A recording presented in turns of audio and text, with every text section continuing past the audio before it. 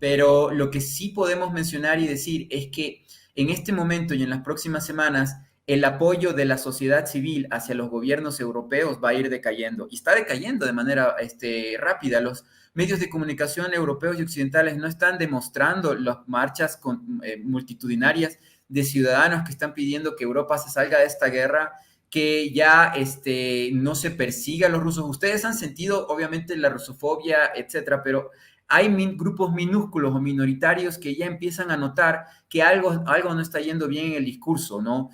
Cuando no se están dando los resultados que se prometieron, obviamente la sociedad civil puede estallar, puede explotar, y eso es algo que se está empezando a dar, por lo menos en Hungría y en países cercanos a Ucrania, se está empezando a notar que la sociedad civil no quiere involucrarse en la guerra, pese a que han sido adoctrinados a la rusofobia, ¿no? Para este concepto. Serbia, por ejemplo, Serbia también está en estos días, específicamente estoy hablando de Serbia, hubieron manifestaciones en las calles donde la gente está saliendo a protestar y decir no a la guerra, no a la guerra contra Rusia, ¿no? Y buscar un medio distinto, ¿no? Incluso también que Serbia no debería involucrarse en las sanciones de petróleo, de gas y de alimentos, ¿no? Entonces, Europa se está dividiendo, no sé si la OTAN, pero por lo menos ellos tienen quizás, ellos saben, entienden cuánto es el tiempo que les queda todavía, porque está en contrarreloj, el tiempo se les va a ir en contra, en que no van a encontrar resultados benéficos para ellos y van a tener dificultades enormes y ustedes saben,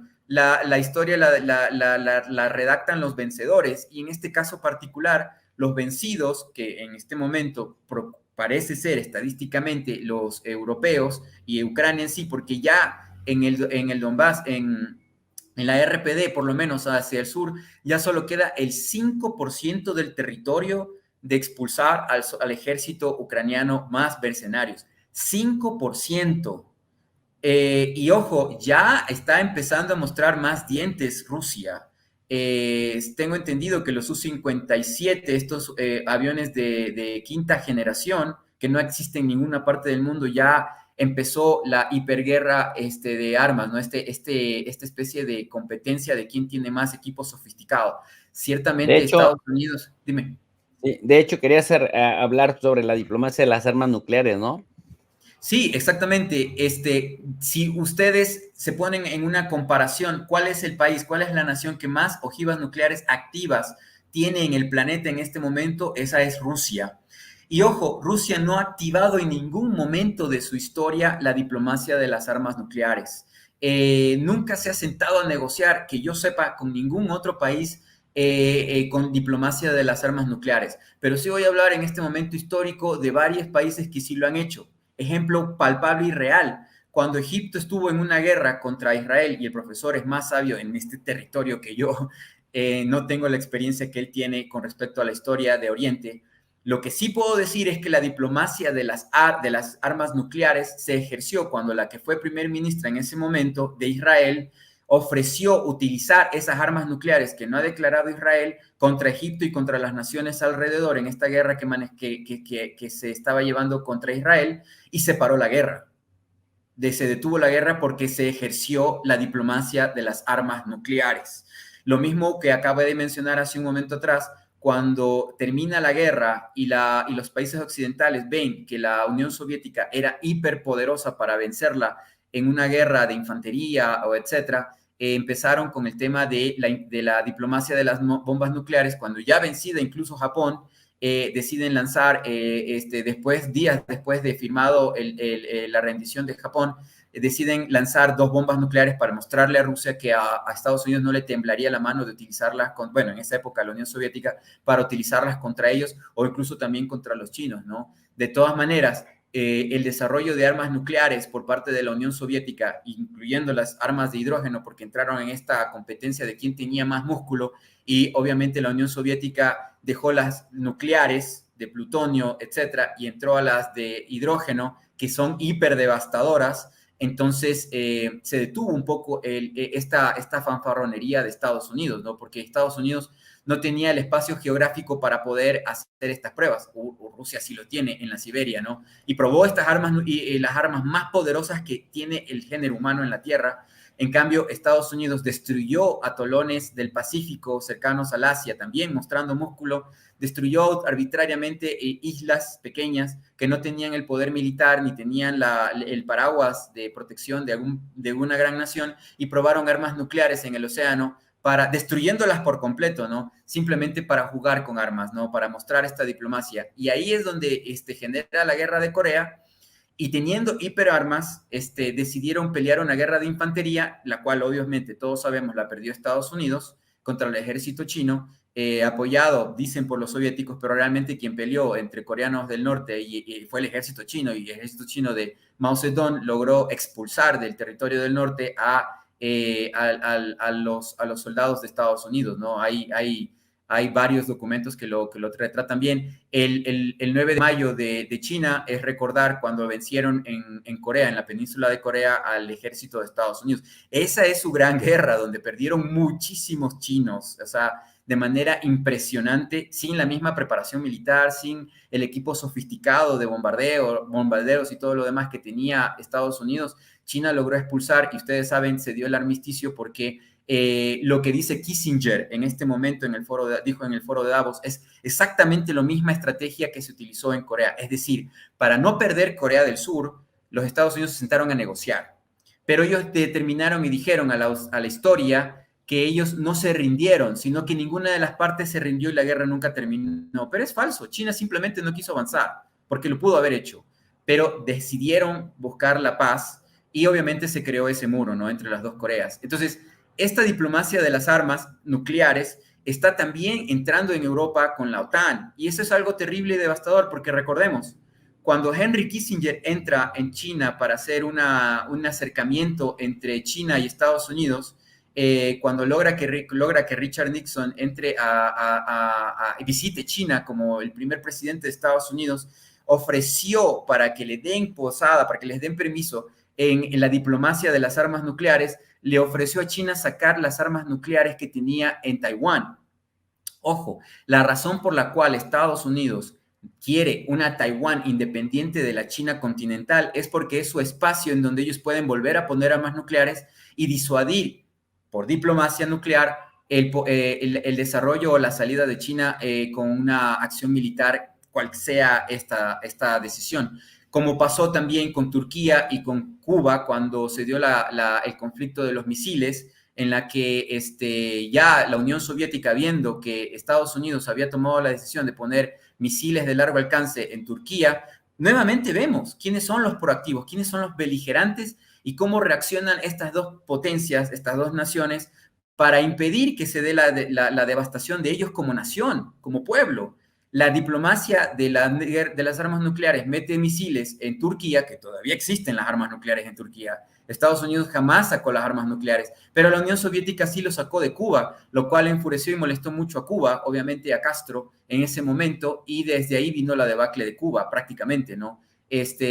Todo esto del bloqueo y etcétera, etcétera, ¿no? Pero existió un momento determinante en donde si la Unión Soviética seguía manteniendo armas nucleares en Cuba, quizás Estados Unidos accionaba las armas nucleares que tenía en Turquía, ¿no?, en ese momento. Pero no se dio ese caso. Lo que se dieron fueron los soviéticos, en este caso, el ucraniano Nikita Khrushchev. Ojo, que la Unión Soviética fue dominada en su momento por un Stalin que era de Georgia, y también distintos ucranianos. Esta Rusia actual es gobernada desde hace algún tiempo atrás por gente de San Petersburgo, ¿no? Gente que tiene una visión muy diferente, muy orgullosa de su pasado eslavo y de lo que significa su polo de influencia, ¿no? Entonces, no creo que sean las mismas negociaciones con un Nikita Khrushchev ucraniano que regaló Crimea hacia su territorio ucraniano, que dividió la industria pesada de la Unión Soviética, la envió también a Ucrania. Azovstal es un ejemplo de esos, etcétera, etcétera, etcétera. En este caso no estamos hablando de las mismas condiciones para negociar. Entonces, esta diplomacia de las armas nucleares, que la utilizó por primera vez Rusia cuando el canciller Lavrov dijo que se iban a instalar misiles Iskander en territorio cercano a Finlandia, la hace como reacción, como lo hizo con Cuba, como reacción a la posibilidad de que Estados Unidos ponga armas nucleares justamente a pocos kilómetros de la ciudad más poblada de toda Rusia, que es Moscú. Entonces, ¿qué podemos decir respecto a eso, no? Los países americanos firmaron, obligados o presionados por Estados Unidos, a firmar un rechazo o lo dijimos en el anterior programa, una renuncia a las armas nucleares. Los americanos, nosotros consideramos que no podemos entrar dentro de esa escala, pero miren lo que le está pasando a Irán. Irán sigue siendo vapuleada, sigue siendo presionada, sigue siendo sancionada, sigue siendo ofendida por todas las áreas diplomáticas, les roban petróleo cuando les da la gana, porque no tiene armas nucleares. Entonces, esa condición está cambiando en este momento porque ya ellos han decidido a tomar decisiones como las toma Corea del Norte, y lastimosamente la diplomacia de las armas nucleares de Estados Unidos, de Israel y también de Francia y de Reino Unido están llevándonos a un momento muy oscuro para la humanidad, un momento en que solamente deciden qué se debe hacer con el mundo, ya no los poderes financieros solamente, ya no los poderes religiosos que existieron en su momento, que sea como sea, tú podías irte a una isla y desaparecer de la Inquisición. Pero en este caso particular, las bombas atómicas nos pueden concernir absolutamente a todos los seres humanos. Y no creo definitivamente que el nuevo punto de la guerra en Ucrania no conlleve a mostrar los dientes con las armas nucleares. Ya lo está haciendo Estados Unidos. Tengo entendido que con la llegada de estos aviones hipersónicos, etcétera, le quiere proveer a Ucrania de misiles más sofisticados en territorio ucraniano. Rusia todavía no ha utilizado la estrategia de bombardear las ciudades más pobladas con armas más sofisticadas y de devastación masiva. Todavía no han utilizado ese armamento. En el momento específico en que el psicópata de Zelensky decida meter armas nucleares en Ucrania, yo creo que va a ser la mortandad de por lo menos 5 millones de personas solo en Ucrania. Yo creo que ya se están presionando demasiado los límites de la cordura y de la paciencia de una nación como Rusia, que tiene demasiadas armas nucleares.